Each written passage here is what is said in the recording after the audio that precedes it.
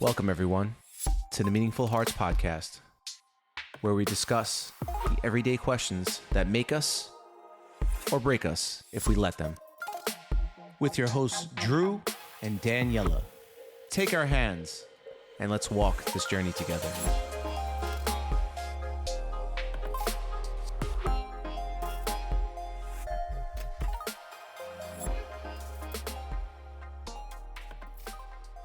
Welcome back, everyone, to another episode. And today, hot on the barbecue grill, will be Daniella getting grilled up with a bunch of questions that I have for her. Intro music. No, just kidding. It's going to be questions to a therapist, to my girlfriend, to my partner, to a person who has a microphone. And it happens to be Daniella. Daniella, do you accept the challenge? Imagine I were to like, no. Episode over. Click. Yes, that technically could be the question, right? Yes. Yeah, Okay. I definitely accept the challenge. Ooh, I'm a little nervous, not gonna lie. This question's a little bit of a doozy. But and just as a full disclosure, I don't actually know the question ahead of time. Sometimes we prepare episodes, other times, like the hot seat ones, Drew does not know the questions that I ask, and I don't know the question that he's going to ask. Just full disclaimer. All right. Okay. So the question is, will AI change relationships? Oh. Yes, I definitely think so. It's changed our relationship. You love it and I don't like it. Well, it hasn't changed our relationship and how we function. Anybody see the South Park episode with ChatGPT? Oh my God. Where he's literally just auto-responding with whatever his girlfriend says, sends it in there and just copies and pastes it. And she's like, oh my God, he's just amazing. I mean, I don't do any of that.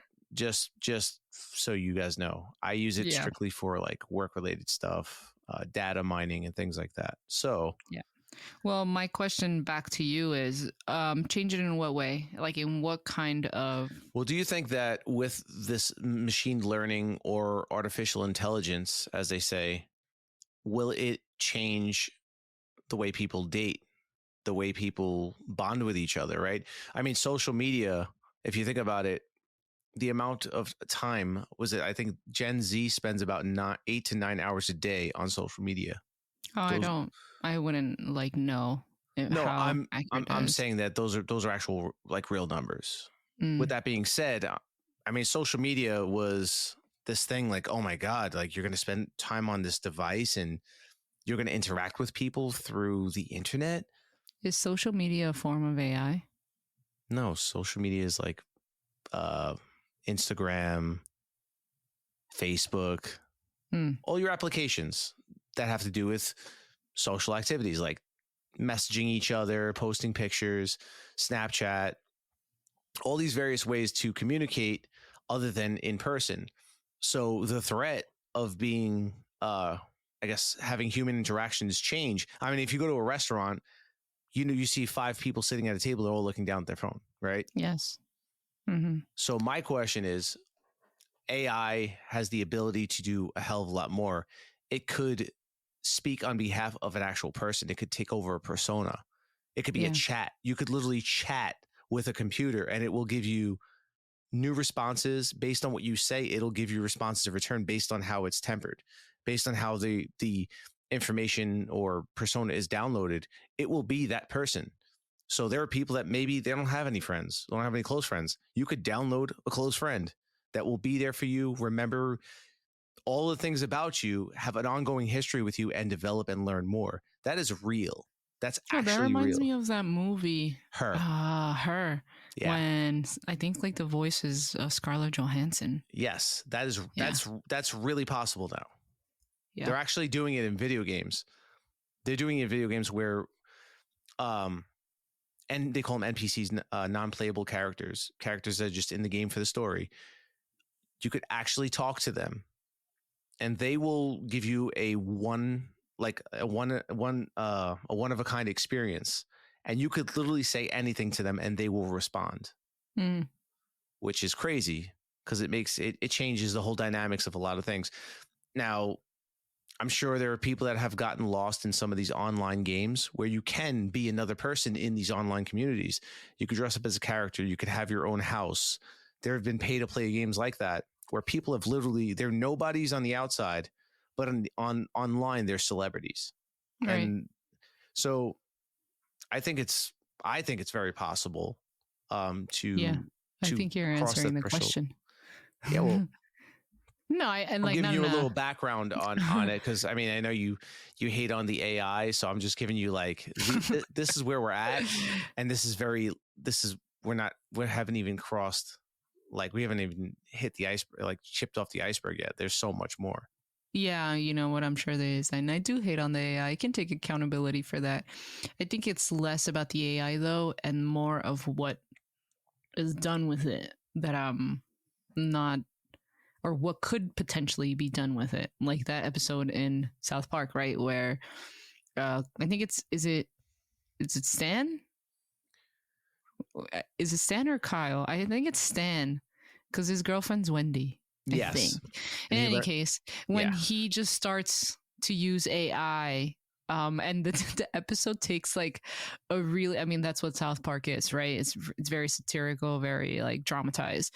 But I think to some extent there is some truth to that. And I think to answer your question, I think ultimately yes, but it's a matter of how the relationship is affected that is circumstantial, because you can use AI for a lot of good things.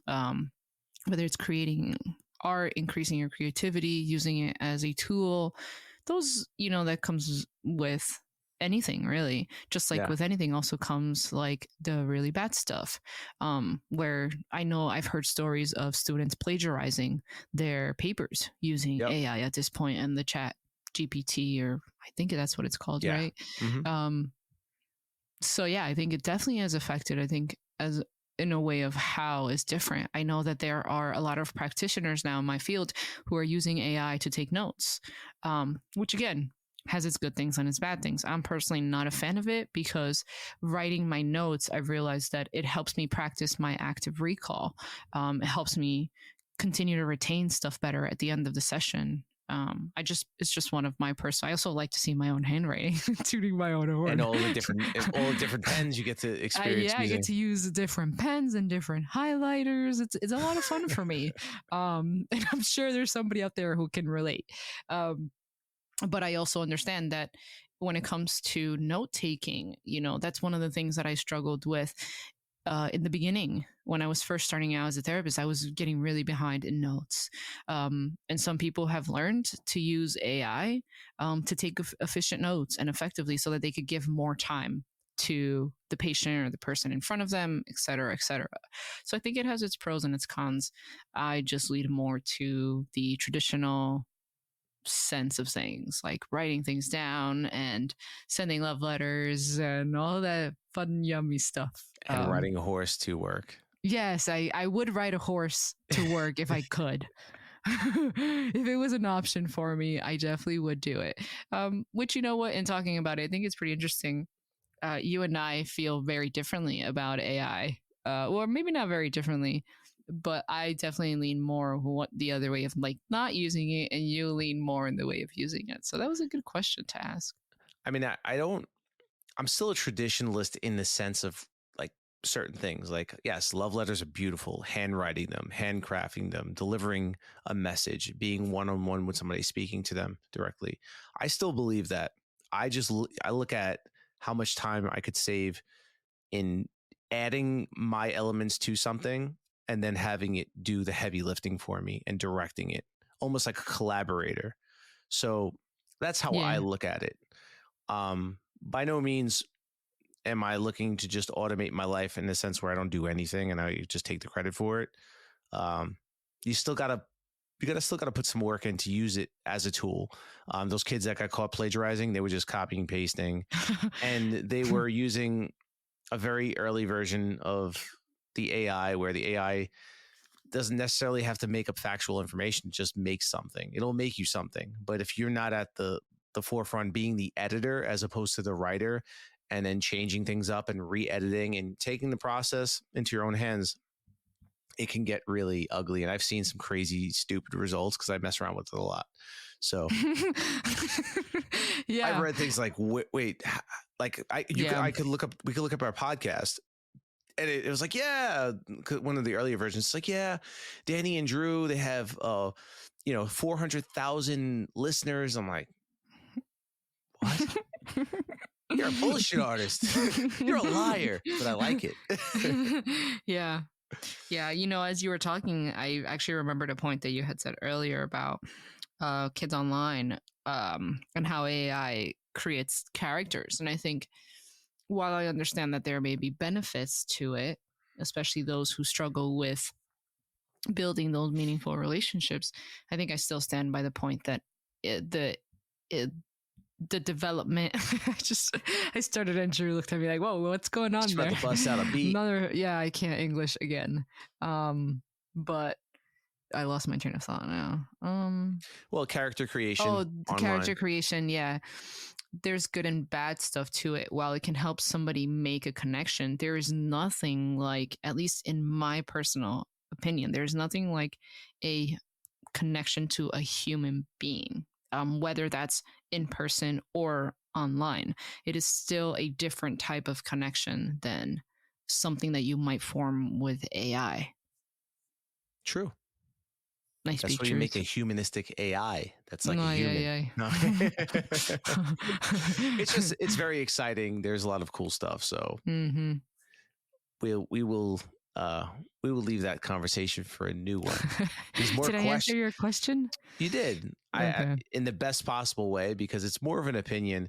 There's no, unless you can tell, babe, can you tell 10 years into the future? Can you tell like lottery numbers and things like that? No, unfortunately, no.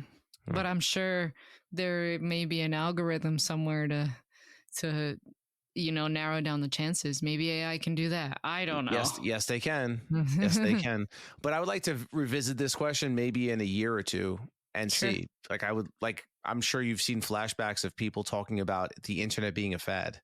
I've seen headlines like, like 25 years ago, like, oh, this internet fad will be over and people will be was back. Like 4. Yeah, she was.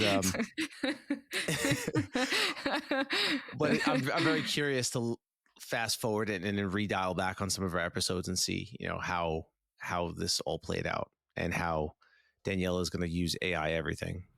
Absolutely not. We appreciate you all for listening. Have a wonderful, wonderful day.